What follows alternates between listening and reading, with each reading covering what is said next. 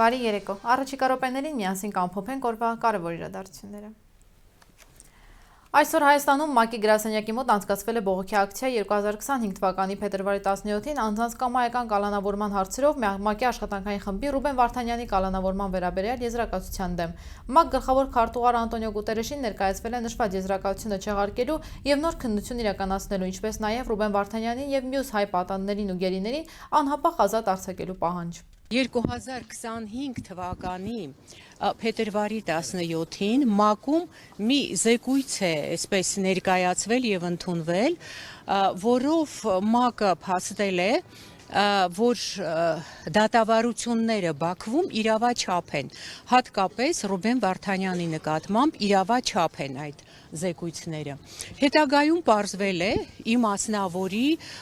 Օկամպոյի մասնակցությամբ ջանքերով պարզվել է, որ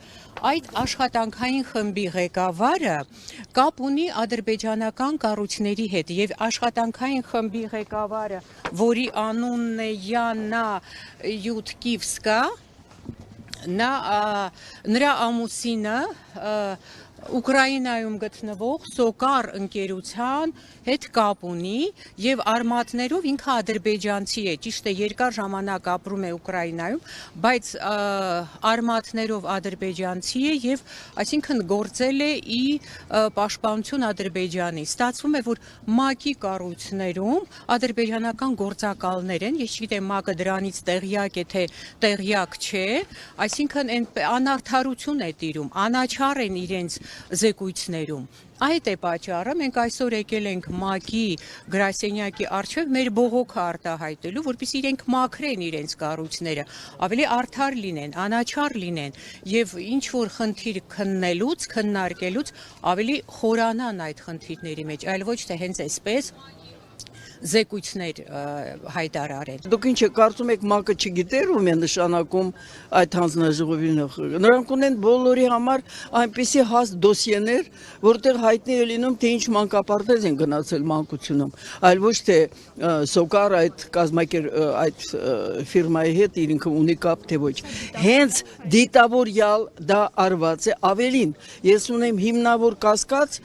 պնդելու, որ եւ իշխանությունները Հայաստանի դա գիտեին եւ համաձայն էին դրա հետ։ Ինչու՞։ Որովհետեւ ես էլի կասկածում եմ ոչ միայն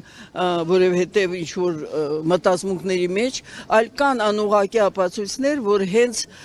նախ եւ առաջ ռազմաքաղաքական ղեկավարության հայտնվելը Ադրբեջանում ճաղերիային հետևից դա անպայման այստեղ կա եւ Հայաստանի Հանրապետության կառավարության առնվազն նրա ղեկավարի մասնակցությունը եւ իհարկե եթե դա կրկնում եմ դա ապացուցվի այսօր է վաղը կապացուցվի եւ իհարկե ես ոչ թե ակնկալիք ունեի այլ էլի կառավարությանը պետք է հստակեցնենք եւ էլի եմ ասում Հայաստանի Հանրապետության նախագահին մենք հստակեցնենք որ այդպես ինչ որ դուք անում եք վաղուց մենք արդեն գիտենք, որ դուք չեք ծառայում հայ ժողովրդին եւ այս իշխանությունները սպասարկում են իրենց քաղաքականությամբ, կարող եք դատել արդյունքներով, սպասարկում են թուրք, ադրբեջանական հայերի հանդեպ ցեղասպանությունը եւ թող ինձ ասեն, որ դա այդպես չէ։ Եվ այս առումով մենք այստեղ եկել ենք ոչ թե զուտ ակնկալիքով, որ վաղը ՄԱԿ-ը ձերբազատվի իր այդ գիտեք կոռուպցիայի մեջ խրված վիճակից, այլ մենք ասում ենք, որ դուք նախ եւ առաջ պետք է չեղարկեք այդ գնաց եզրակացությունը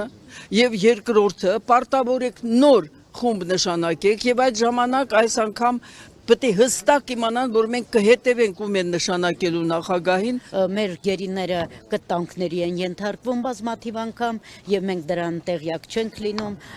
աշխարհը տեղյակ չի լինում։ Դե դրա համար էլ այդպիսի որոշումներ է կայացվում ՄԱԿ-ում, որովհետեւ նա պետք է հասկանա, եթե Կարմիր խաչն է հանվել Բաքվից, ուրեմն ինչ երկիր է դա։ Ես չեմ հասկանում, անգրագետների հավաքածու է ՄԱԿ-ում, չեն հասկանում ինչա կատարվում։ Ուղղակի ապշած եմ ՄԱԿ-ի այդ բոլոր կառույցների վրա, որ նման որոշում են կայացրել։ Ադրբեջանի կառավարությունը երկու հայ միլիարդատերի հետևից է ընկել Ռուբեն Վարդանյանի եւ Սամվել Կարապետյանի։ Այս մասին Երևանում տեղի ունեցող ասուլիսի ընթացքում ասել է գործարար Սամվել Կարապետյանի փաստաբան Ռոբերտ Ամստերդամը։ Նրա խոսքով Սամվել Կարապետյանի ազատազրկումը ցույց է տալիս գործող իշխանության վախերը։ Հայաստանի կառավարության այս անվայելուչ վարքագիծը չի կարող կենսունակ լինել եւ մենք այս գործը հարցնելու ենք ոչ միայն միջազգային ատյաններ, այլև բոլոր նրանց, ովքեր ի վիճակի են ճնշում գործադրել ազդեցություն ունենալ այս կառավարության վրա քաղաքական բանտարկյալներին ազատ արձակելու համար, ընդգծել է փաստաբանը։ We anticipate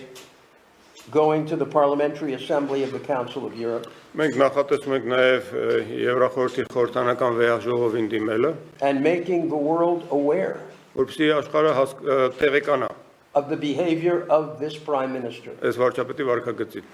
I can promise you all, Բոլորիդ կարող եմ խոստանալ, within a month, որ մի ամսվա the ընթացքում world will be aware աշխարհը լրիվ իրազեկ կլինի of the activities of this Prime Minister այս վարչապետի գործողություններից։ and his jailing of political opponents. Եվ որ What he քաղաքական perceives to be ընդդիմախ political or religious opponents. այն որ նա բանտարկում է նրանց ում ընկալում է որպես քաղաքական կամ կրոնական ընդդիմախոսներ։ We will be going to the European Union with a demand Մենք Եվրամիության ենք դիմելու պահանջով, that they condemn Armenia for its holding of political prisoners. որ Հայաստանին դատապարտեն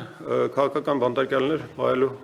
կապակցությամբ։ And what is a political prisoner? Քաղաքական բանտարկյալը ինչ է այնպես ներկայացնում։ There is a definition. Դրա հստակ սահմանումը կա։ The Council of Europe provides it in Resolution 1900. 1900 համարակալած բանաձևով Եվրախորհուրդը տվել է դրա սահմանումը։ Number one is the violation of convention rights. Առաջի հատկանիշը կոնվենցիայով ամրագրված իրավունքների խախտումն է։ Right now in Armenia today, with respect to these charges, Ներկայումս Հայաստանում այս մեղադրականի կապակցությամբ we have the violation of Article 9 with respect to religious freedom. միեկի 9-րդ հոդվածն է խախտված կրոնի ազատության, դավանանքի ազատության վերաբերյալ, Article 10 with respect to freedom of expression. 10-րդ հոդվածն է խախտված արտահայտման ազատությունը երաշխավորող,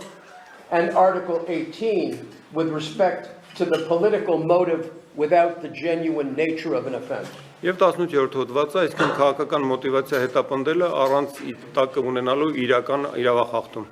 Number 3 would be the disproportionate detention. Երրորդ հատկանիշը անհամաչափ ազատազրկումն է։ We intend to fight this case politically Այս գործի դեմ պայքարելու ենք նաև քաղաքականապես։